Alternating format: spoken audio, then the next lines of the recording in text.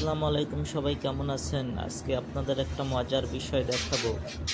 চারপাশে বুড়িগঙ্গার নোংরা পানি।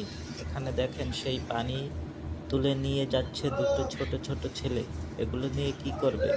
আমি ভিডিও করতেছি দেখে একটা ছেলে সামনে এসে দাঁড়াইছে। এই দেখেন পানিগুলো নিয়ে যাচ্ছে কোথায়, খেয়াল করে দেখেন বিষয়টি। এই পানিগুলো দিয়ে এবার ক্যান্টিনের খাবার রান্না হবে।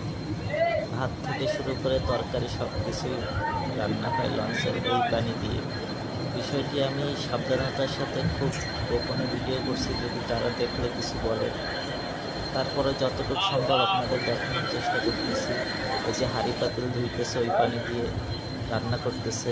এই যে পোমা মাছ, রূপচাঁদা ফ্রাই, ইলিশ মাছ, মুরগি, এগুলোর আসলে অনেক চড়া দাম হোটেলে। যারা লঞ্চের হোটেলে খাবার খেয়েছেন তারাই বুঝতে পারবেন। এখন দেখেন আমরা আসলে কি খাই হোটেলে। লঞ্চের যে ক্যান্টিনগুলোতে আছে সেখানে আমরা আসলে কি পরিমাণ খাবার খাই, আসলে এগুলো কখনো যারা কেবিনে যায় তারা কখনোই দেখতে পারবে না। ভিডিওটি ভালো লাগলে শেয়ার করে দেবেন। ধন্যবাদ সবাইকে।